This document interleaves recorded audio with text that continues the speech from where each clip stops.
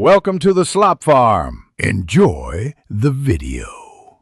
You start by picking a high-speed VPN that supports WireGuard or OpenVPN. This matters for ping and stability.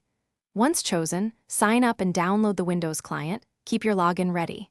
Install and allow the client through your firewall when prompted, then restart the PC.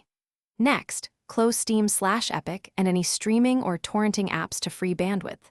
While the VPN updates its server list, confirm your Warzone region and current NAT type so you can select the right server next. Now, connect to a nearby gaming-optimized server. Closer is usually lower ping, but test a couple. Enable the kill switch so your IP won't leak if the VPN drops, and turn on split tunneling so only Warzone uses the VPN while other traffic stays local. Choose the UDP mode or WireGuard protocol for best throughput. Change DNS to the VPNs or a trusted custom DNS to avoid leaks. Finally, run a short training match and watch ping and packet loss for adjustments.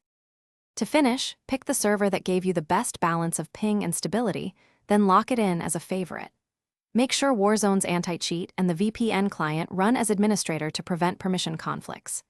If you still see spikes, try switching servers, toggling UDP versus TCP, and testing with split tunneling off. If you encounter NAT or connection errors, restart your router, enable UPnP or port forward. And if problems continue, send the VPN support your connection logs for help. Thanks for watching. Consider subscribing if we helped you today.